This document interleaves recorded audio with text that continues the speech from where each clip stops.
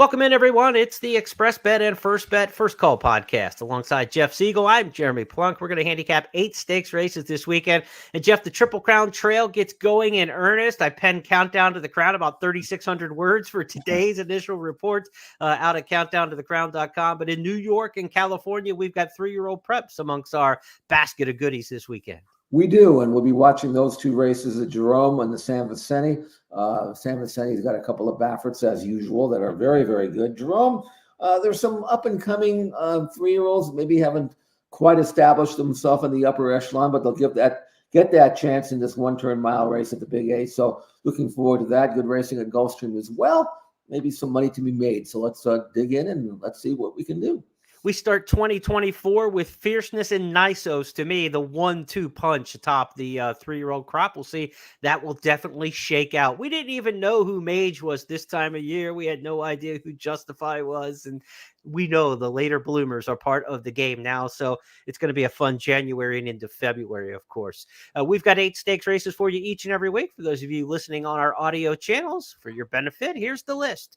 At Aqueduct, we'll take a look at the Jerome Stakes as well as the ladies handicap. We'll go to Oaklawn for the Pippen Stakes and along the road potentially there towards the Apple Blossom.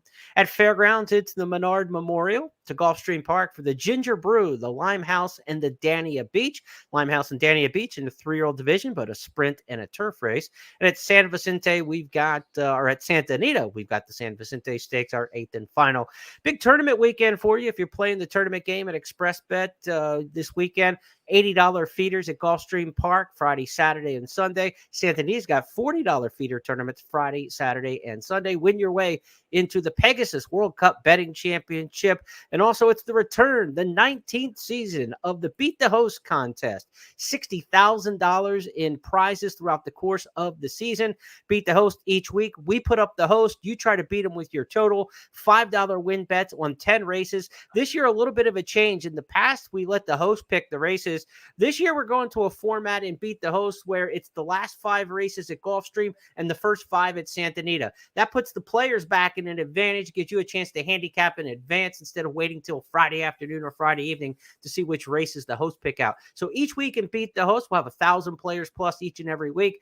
Last 5 races at Gulfstream. First 5 at Santa Anita. Get to work for tomorrow. Pete Aiello, the voice of Gulfstream Park, will be in the host chair for the very first time in Express Bet Beat the Host. You get a chance to take down announcer Pete on Twitter. Be sure to go heckle him and talk a little trash if you're doing well against Pete on Beat the Host. Jeff's a little later in the 8-week season. I'm a little bit down the line. We've got handicappers Brian Natto down in Florida. We've got Millie Ball out in Southern California. Frank Miramati will be a part of Beat the Host a little bit later this season. Eddie Olczyk towards the end of the season. And Tom Quigley. Nobody talks more Beat the Host trash than Tom Quigley. Tom will be up for you in a couple weeks as well in the contest. So very much looking forward to that. A lot of tournament play. Go to expressbet.com, check out the tournaments page, and get signed up for all of those. All right, Jeff, let's get handicapping here. To Aqueduct we go on Saturday. We're going to start things off in the Jerome. It's race number 3 on the card. $150,000 Jerome, $150,000 on the line. Kentucky Derby points, more importantly, on the line. 10 to the winner in this listed stakes. Just the field of 5 in here. That's why they moved it up into the card out of the pick 6 sequence. How do you see it shaking out?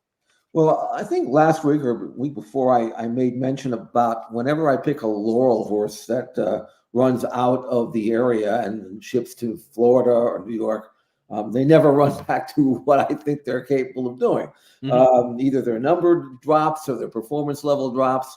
So naturally, I'm going back to a Laurel horse here because I can't learn a new trick. I'm just stuck in my old ways, and so I'm going to stick with the Laurel shipper and Regalo number 5, a Maximus Mischief Colt. They brought 280 in the 2-year-old sale, first crop stallion. So that means he must have been very impressive, not only physically but in the preview session as well. And he's been very impressive in his races. Yes, I know, Laurel, but he's drawn outside and.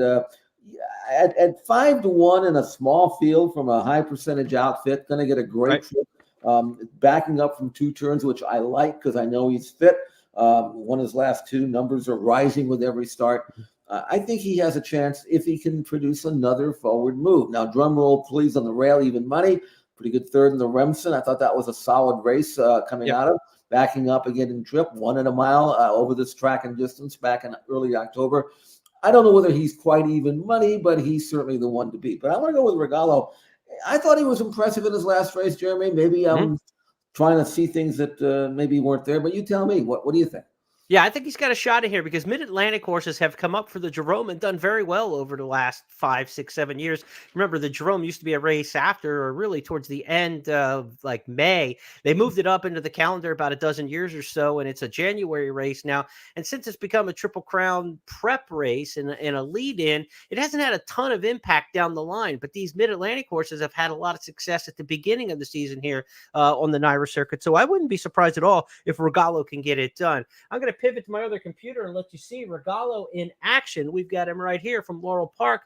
See what he looked like down in Maryland. Differences. They're still going at the top of the stretch, but they're well clear now from the Dingo 8-Yo Baby down inside in third into the stretch now. And Regalo begins to win that battle with Masacato as they come to the final furlong. Pandagate levels off late, takes third to the center of the track. Here's Regalo at a good-looking score. Regalo pulling away. Regalo's kicking in for the last 16th of a mile to win by 5. Masacato trains a hand in the second there. It's close.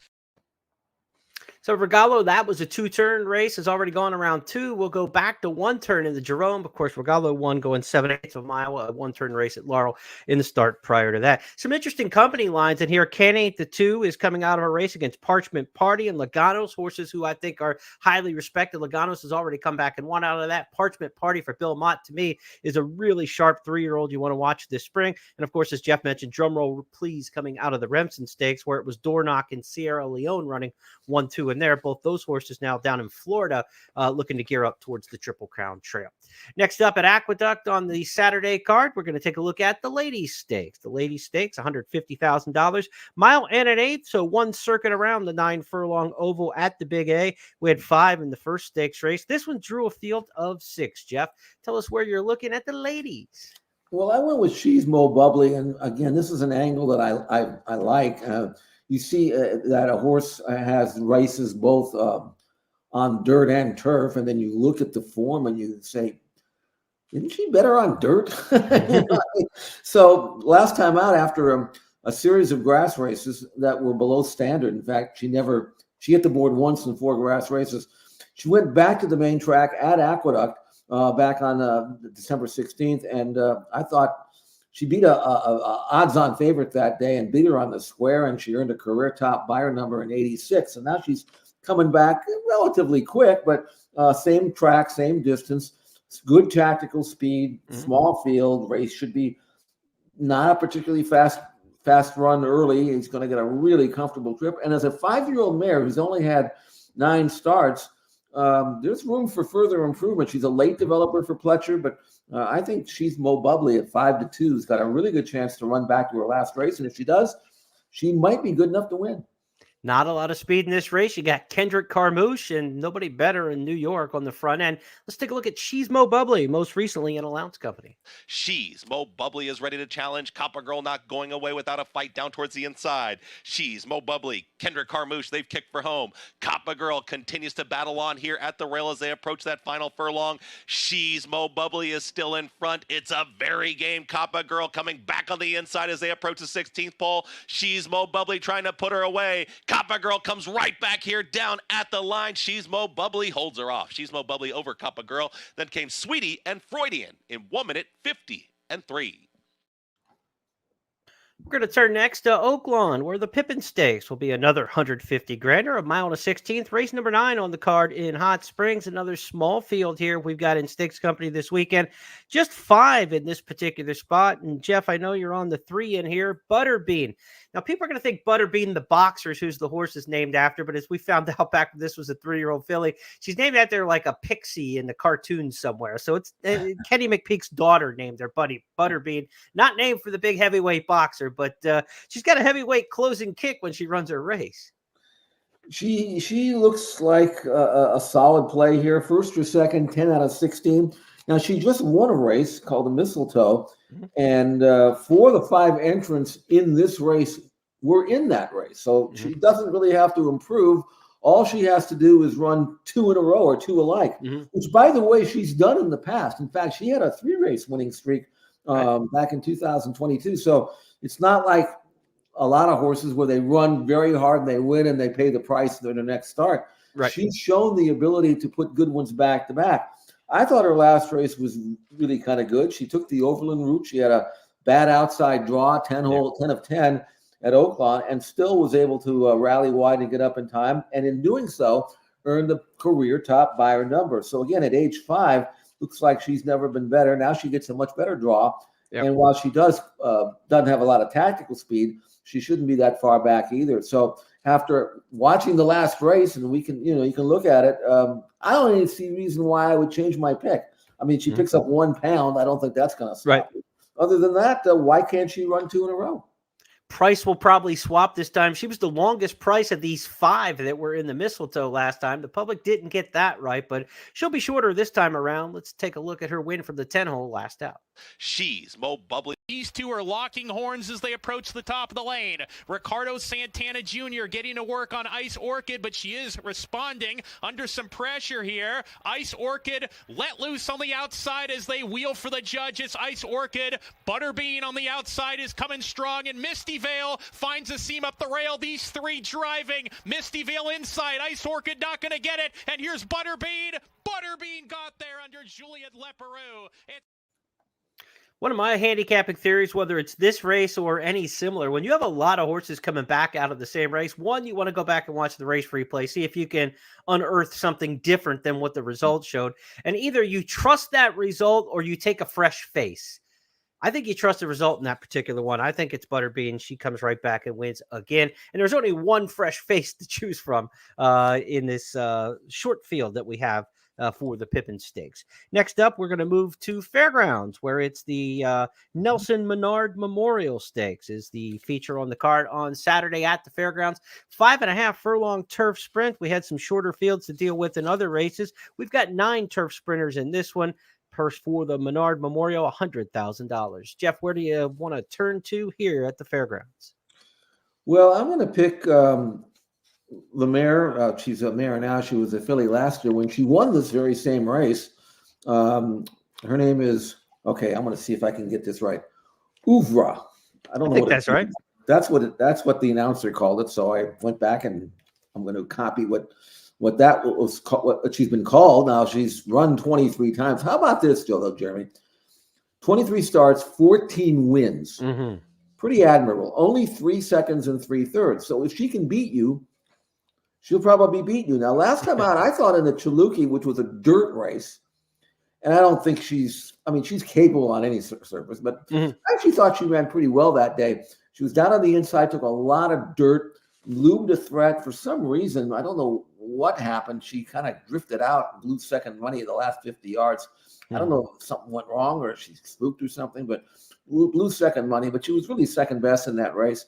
But if you look at her, very consistent and good, solid grass form. I mean, this is probably, what she wants to do. And as I say, she won the race last year, so why can't you do it again? In her form, excellent recent form. So at 7-2 for Chris Block, I'm going to go with Ouvra on top.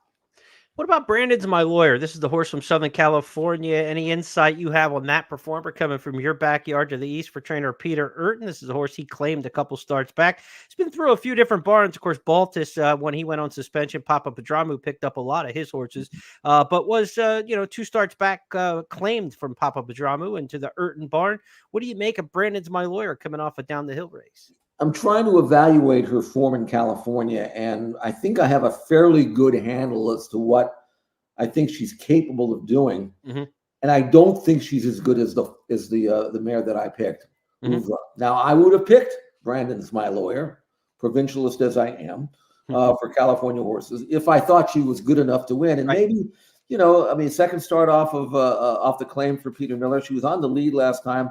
And got run over. Those were pretty solid horses, but no better than what she's facing here. So unless she steps forward, and hey, she's only run 9 times, who's to say that she won't? But unless she does, I don't think she's quite up to winning. That's my stance. I think 6-1 is a square price. I mean, it's not like you're taking a short price here. So you could gamble a little bit that she will improve, and she's inside speed. She's going to hook some other speed though, but I wouldn't completely dismiss her.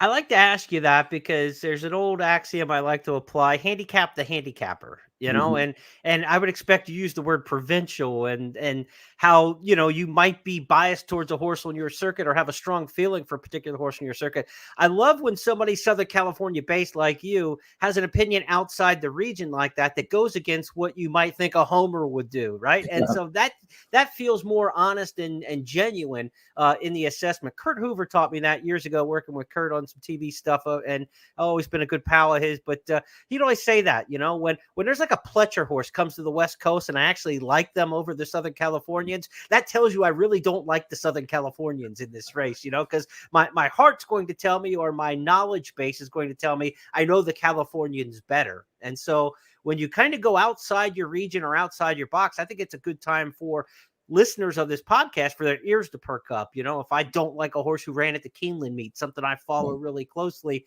that would make a lot more impact to the listener, I think. In the same way, you're taking a horse from California to Fairgrounds and you're not following him this particular spot. Again, no disrespect to the horse, and you say he's got a shot to run, but there's another one you like better. And I think that's a good case for people to listen in. So handicap the handicapper is always something you want to do out there as a player and a listener to shows like this.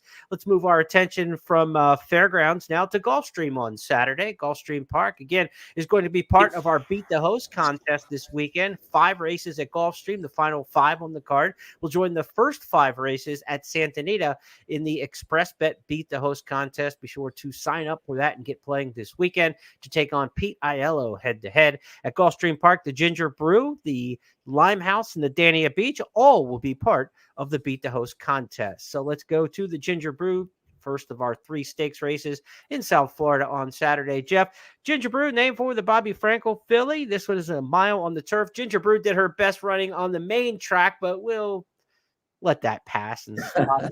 We go to the turf milers here. Who do you like in the Ginger Brew? Okay, well, again, a very competitive race. You've got 3-year-old fillies at various stages of maturity and development and improvement. So what you see on the form isn't always duplicated. And I'm kind of using that angle to come up with Waskasoo as my top selection, fresh from a maiden win. Obviously going from maiden to stakes, and some fillies who have run well in stakes. This is a step up in class, no question about it.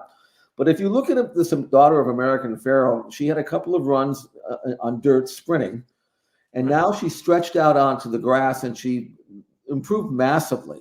She was favored in the race, but her numbers went from 45 to 63 to 79 in her first 2-turn race, in her first race on grass.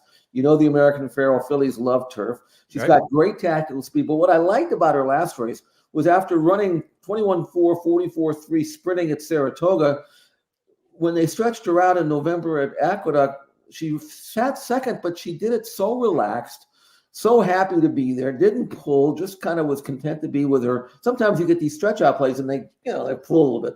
Not her. She's ran that race like she'd been doing it all her life. Now, I'm expecting her to improve again. She doesn't need to lead the win, but she's quick enough from the gate to get into a very favorable spot. She'll probably be a stalking position. And again, if she steps forward in what will be just her 4th career start, I think Waskasoo has a chance to produce another forward move and make 8-1 look like a very, very good gamble.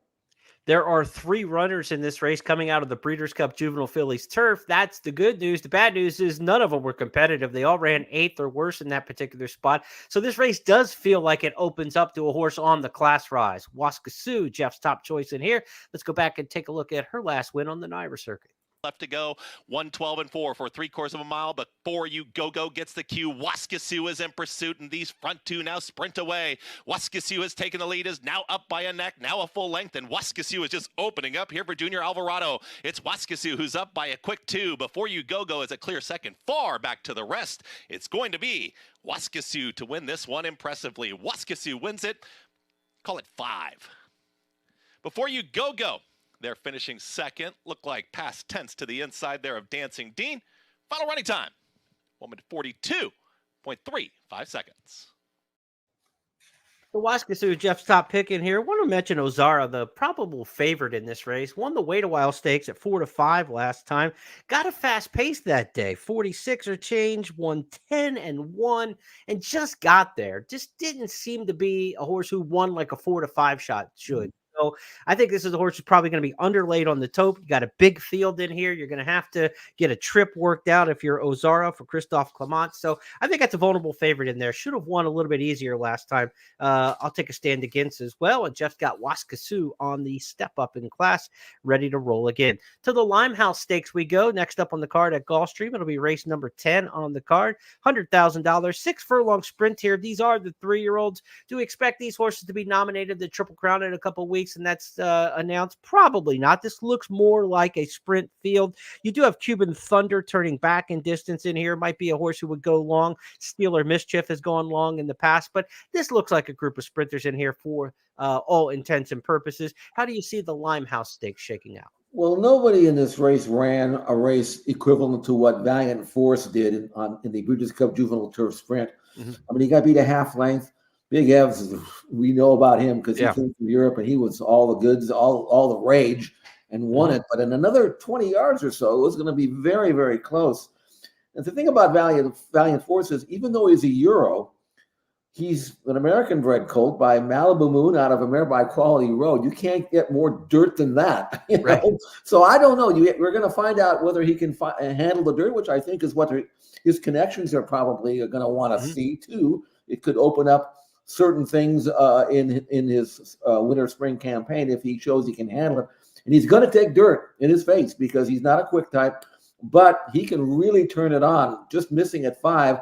Now, if he can take that dirt and secure some room somewhere along the way, Valiant Force will have every opportunity to show that his Breeders' Cup Juvenile Turf effort was legit. He was a big price that day at 23-1, even though he was a group winner at Royal Ascot. So, I mean, he had credentials, and he certainly has credentials to win this one. So on the rail, Slider is after that. They're into the stretch, and it is Crimson Advocate on the inside, and Big Abs right up alongside. Nose to nose, Big Abs takes the lead. Big Abs has taken charge. Crimson Advocate back into second. Late run from Starlust, and on the far outside, Valiant Force. Here's the wire. Big Abs. He did it today. And that was Valiant Force in second, followed by Starlust and No Name X.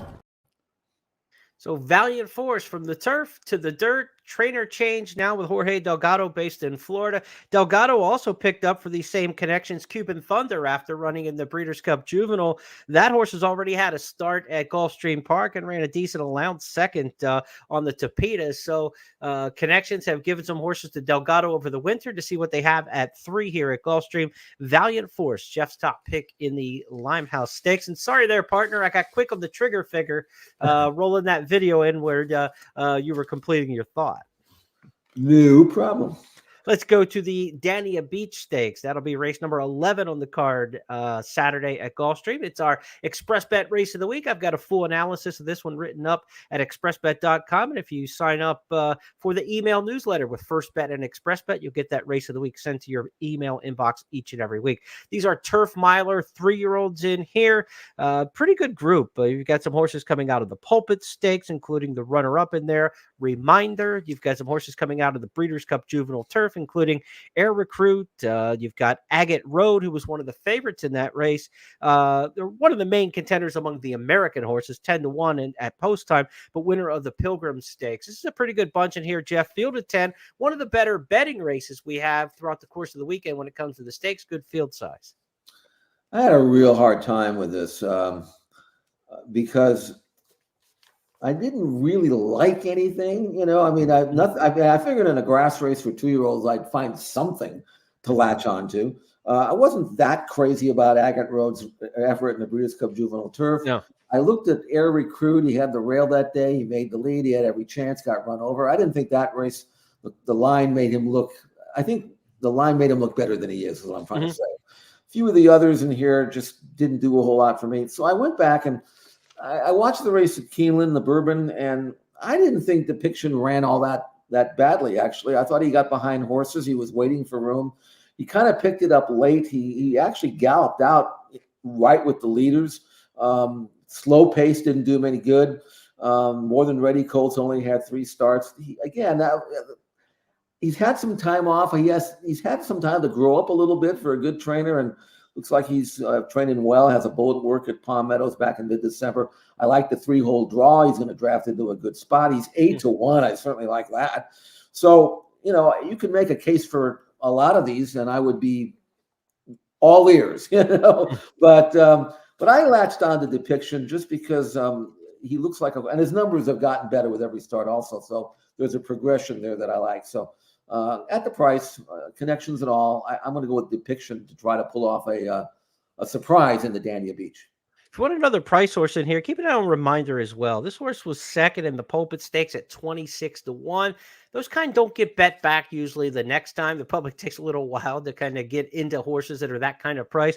But if you watch on video, this horse really got over the grass well, was bounding, skipping. I mean, that kind of stride over the turf that you love to see was the first time on the grass for Reminder and really finished up well after a bad trip in there. So I give Reminder a shot in here. Now, I know the pace was fabulous that day, 45-4, 9 and change. So it's set up for somebody to finish. So it was pace aided, no question, but I like the visuals. So give Reminder a shot in there at a bit of a price. Air Recruit towards the front of the race, probably the horse to catch in there after making the lead in the Breeders' Cup Juvenile. We'll see.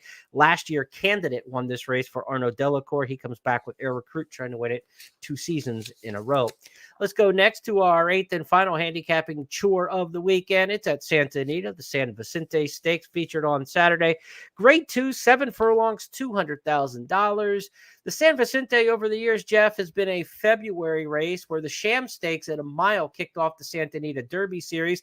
And then the San Vicente was kind of on an island for horses that were kind of moving up from the maiden ranks or coming off a long layoff. No Kentucky Derby points because it's only 7/8 of a mile. Sprints don't get Derby points. Kind of lost its way maybe a little bit.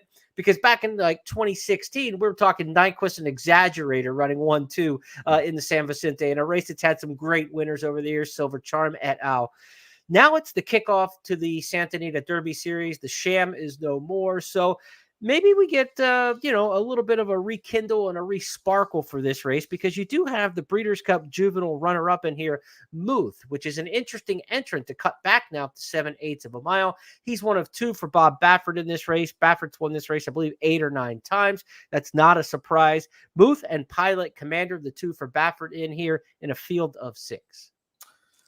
Well, we're going to show you a work in a minute of these 2 colts because we're going to discuss Muth and Pilot Commander. Then we're going to watch them go head to head, kind of like a boxing match. They're doing in they're sparring in the Main Street gym prior to the actual fight. And so Muth and Pilot Commander know each other well. And here is that workout, and you see Pilot Commander on the outside and Muth on the inside. And what I came to the conclusion was that Pilot Commander was actually going the easier of the 2. Muth has credentials. He has the resume. There's no question about that. Pilot Commander won smartly in his debut, so much so that we made a future star on our Tuesday podcast. Yeah. See, this is a colt by Justify with a nice long loping side. He's under a hammerlock here in the last 50 yards. They're going to finish noses apart at the wire, but it certainly seemed to me that Pilot Commander could have gone by if he was permitted to do so. And after winning 6 furlong sprint, Jeremy, a race in which he was on the lead, but came the last quarter in 24 flat. Now he's going 7/8. He's going to grow up a little bit since that race back in mid-November, and the works are good, obviously. He's 5-2, and Muth is 4-5. He's outside of Muth. Mm-hmm.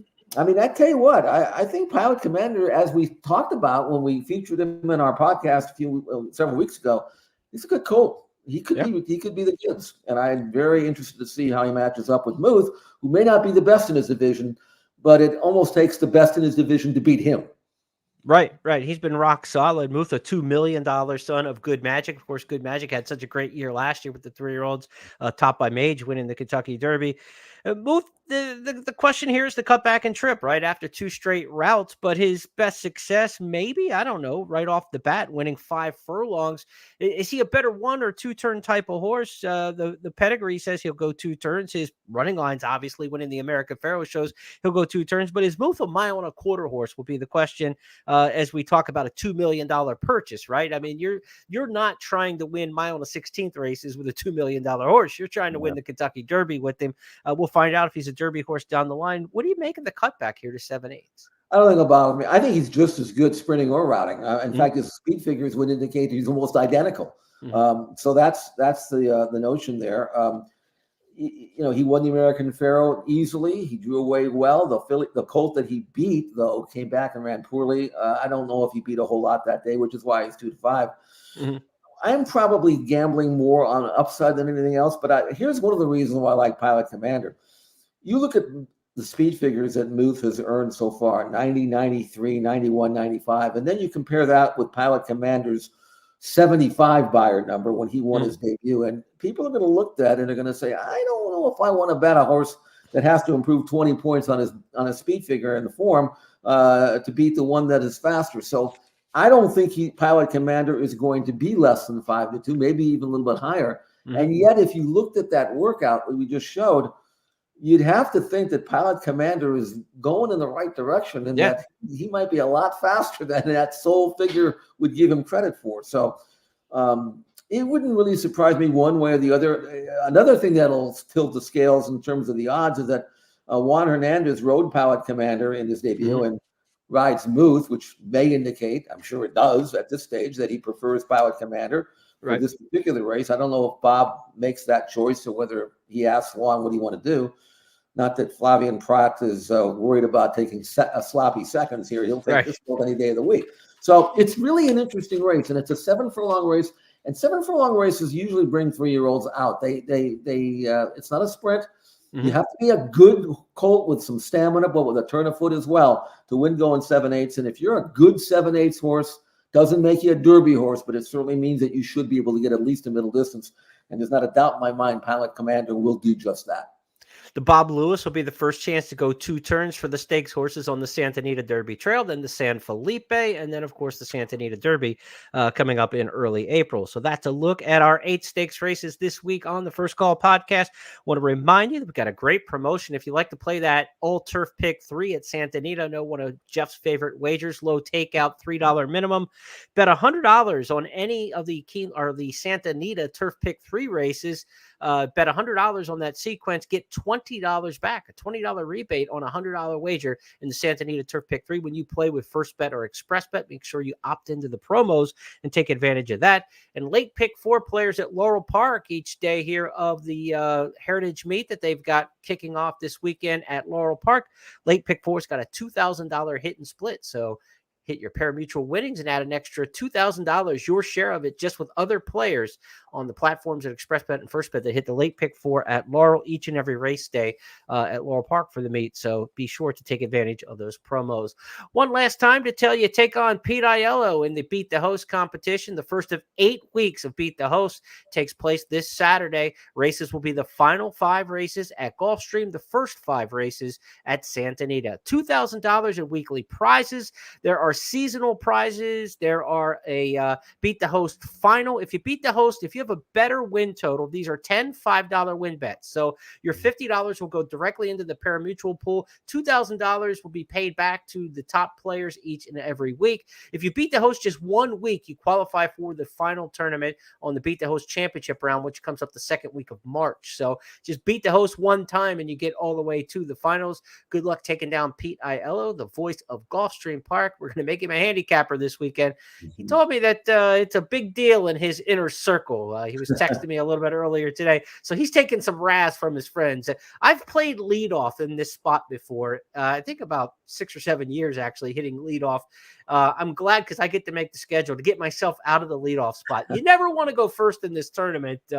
I've had years where I ducked the first week and went 0 for 10. And let like 1,200 players through to the championship round. So we don't want that to happen. We want Pete to throw some winners out there and make it a challenge for you. Pete's picks will be revealed when the races start in the tournament section at expressbet.com. So you can't check out his picks ahead of time and try to zig when he zags. You'll find out when the race starts what Pete had. You got to do the handicapping on your own. But we gave the advantage back to the players this season as the races are predetermined. Last 5 each week at Gulfstream, first 5 at Santa Anita. So, Jeff, should be a lot of fun this weekend. Really looking forward to it. Yeah, we certainly will. Out here in California, I'll have Daymakers tomorrow. Decided I wasn't going to post Daymakers on days that I really didn't like anything. I didn't want the card to play me. I'll play the card. Well, I've done a lot of the work for Saturday at Santa Anita. and I'm going to be diving in. So we'll have that video posted on my Twitter, and then during within the analysis, the full card analysis, I'll be posting for ExpressBet. Look forward to that tomorrow. And I'd be remiss if I didn't mention the return of the Coast to Coast Pick 5. 5 races from Gulfstream and Santa Anita, that national $1 wager. Check that out. Coast to Coast Pick 5 every Saturday and Sunday. We'll have all the details for you on the website in the blog section with some picks as well for Saturday and Sunday's Coast to Coast Pick 5. Presented by First. For everybody at First Technologies and my partner Jeff Siegel, I'm Jeremy Plonk. Have a great weekend. Good luck, and we will talk to you on Tuesday when we wrap up the weekend on It's Official. Good luck, everybody.